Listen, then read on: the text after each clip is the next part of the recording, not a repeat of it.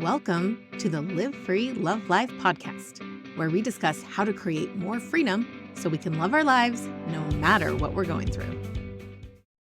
Hello, friends. Welcome to today's episode of Live Free, Love Life. Today, we're going to talk about how to give yourself the freedom to have what you want.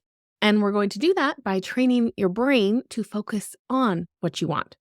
So let's start with a story. I'm sitting at the beach with my husband, who is playing on his phone. Of course he is. That's what he is always doing. Sometimes I call his phone his mistress. She gets much more attention than I do. Sometimes I think of his phone as heroin. It has him in its grip at this point, and he's so addicted there is nothing to be done about it. I walk down to the water and wade halfway up to my knees. We're spending the week at the beach, just the two of us. It's supposed to be romantic. There is supposed to be connection. There is supposed to be quality conversation. We are supposed to be enjoying each other. We are supposed to come home closer than when we left. Instead, it's me by myself, plus him and his mistress. I look back up to our chairs. He's totally engrossed in his phone. He probably didn't even notice that I got up. He probably wouldn't notice if I disappeared. Maybe I should. So I start walking up the beach. I spend the next couple of hours thinking about everything I don't want, which just so happens to be everything we currently have. By the time I get back to our chairs, our marriage is in the tank and probably isn't worth saving. I will never have what I want. This is the point at which I single-handedly ruined our trip. What I wanted in my heart of hearts was to be chosen. And as someone who was repeatedly cheated on in my first marriage, that makes a lot of sense. But when I focused on what I didn't want, I showed up like someone any sane person would have a hard time choosing to be with, much less showering with love and affection. By focusing on what I didn't want, I brought more of it to me. It wasn't my finest moment, and it showed me where I still had some healing to do from my past trauma. But aside from that, it just wasn't helpful. Focusing on what you don't want isn't helpful and mostly leads to the land of misery. If I had done then what I often do now, I would have immediately pivoted over to focusing on what I want. And it would have gone something like this. I'm sitting on the beach with my husband, who is playing on his phone. Of course he is. That's what he's always doing. Hey, brain, that's not super helpful. What specifically do we want here? We want to connect with our husband. Okay. What do we want that to look like right now? Maybe a walk down the beach, holding hands and talking. Great. Let's see if he's willing to do that. Hey, babe, I would love to walk down the beach. Would you please come with me? 8% of the time, when I make a request to my husband to spend time with me, to connect with me, to show me attention, even when he's playing on his phone, his response is, sure. When I train my brain to focus on what I want, I pretty much always get it. When I'm focused on what I don't want, I pretty much always get more of that. So let's talk about some lessons from Abraham Hicks. Abraham Hicks said, a powerful way of governing your vibration is simply to make a decision about the way you want to feel and then guide your thoughts in that direction. Have you ever caught yourself feeling frustrated or worried and realized that your thoughts were consumed by the very thing you didn't want? It is so easy for the human mind to become fixated on problems, fears, and lack. But what if there was a better way? According to Abraham Hicks and the teachings of the law of attraction, the focus of your thoughts quite literally shapes your reality. When your dominant thoughts dwell on what you don't want, you attract more of that into your experience. But when you train your mind to focus on what you do want, you begin powerfully magnetizing those desires. And please, for those of you who are very resistant to the woo-woo and who have negative thoughts about the law of attraction, go back to my story. It makes perfect sense that when I was focused on what I didn't want, I attracted more of it. And when I focus on what I do want, I attract more of that. Because our thinking shapes our reality. It changes everything. So don't let the woo-woo let you miss out on using this principle to create more freedom for yourself. As Abraham says, no one forces you to make lists of things you don't want, but the universe does not distinguish between the lists you make. It simply gives you a vibrational equivalent.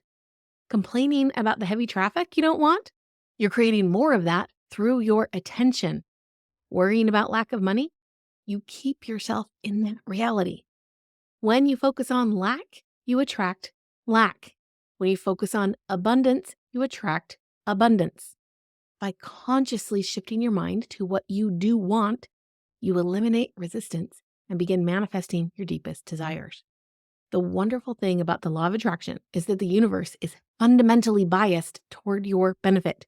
It always says yes to you.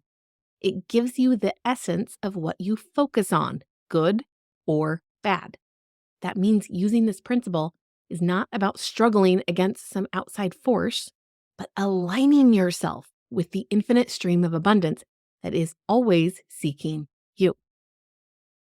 Abraham Hicks also said, as you think thoughts that feel good to you, you will be guiding yourself to your stream of source energy that allows your desires to flow to you. So how can you stop misusing the law of attraction by focusing your thoughts on what you don't want? How can you master focusing on what you do want instead? Here are the steps of how to pivot. Number 1, become aware of negative thought patterns. Notice when you find yourself complaining, worrying, or focusing mental energy on problems and lack. Don't judge yourself. Just get in the habit of catching those thoughts. Number 2, pivot and uplift. The moment you notice a negativity spiral beginning, make the conscious choice to shift your thinking in a more positive direction. Find something to appreciate or imagine your desired reality as you want it to be. Number 3, lean into desires, not problems. When facing a difficult situation, resist the temptation to dwell on what's going wrong. Instead, focus on vividly clarifying what you do want the situation to look like. Get into the feeling of the solution. Step number 4, make pivoting a habit. Every time your thoughts derail into negativity, see it as an opportunity to flex your focusing muscles by deliberately changing the subject in your mind. The more you practice, the easier it gets. Number 5, use appreciation as a shortcut.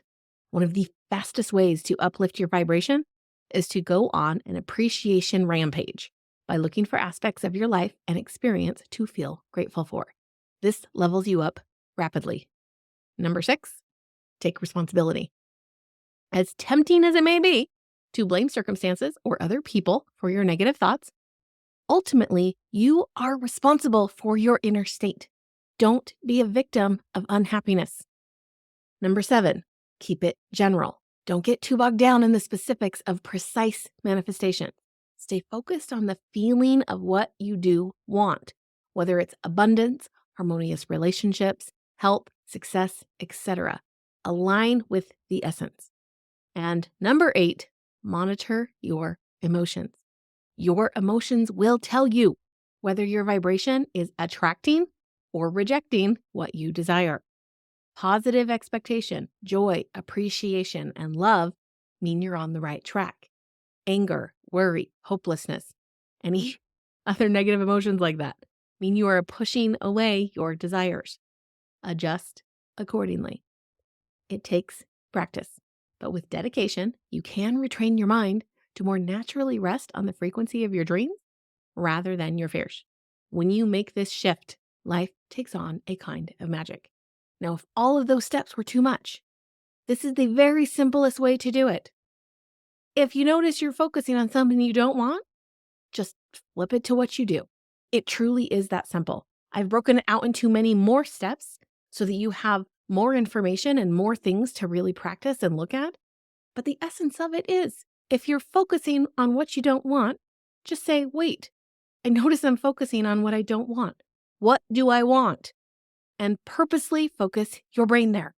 onto that thing that you want. It can be that simple. It can be that easy. And I promise it makes a huge difference in your life. Here's one last quote from Abraham. The better you feel, the more you are perceiving from your center, your core, from source. And the more you are perceiving life from that broader perspective, the more your point of attraction impacts a vibration that allows wonderful things to flow into your experience. So here are some questions to ask yourself. 1, what do I want? 2, what might that look like in this moment? 3, how might I create it? Every moment becomes an opportunity to choose your vibration and point of attraction. Do you want to focus on what's going well, on possibilities, on appreciation for this human life and all of its gifts, or on worrying about lack and calling forth more of the same? The choice is yours. But if you make the self-loving choice to train your mind on your desires more than your fears, you open the floodgates to receiving more of what you truly want. By mastering the art of focus, you step into alignment with the ever-flowing stream of abundance, joy, and well-being that Source is constantly offering you. The freedom comes in remembering that you get to decide what you give your precious attention to. Live free, love life. Thank you for watching this episode of Live Free, Love Life. Please subscribe to my channel and don't forget to like, comment, and share. See you next time.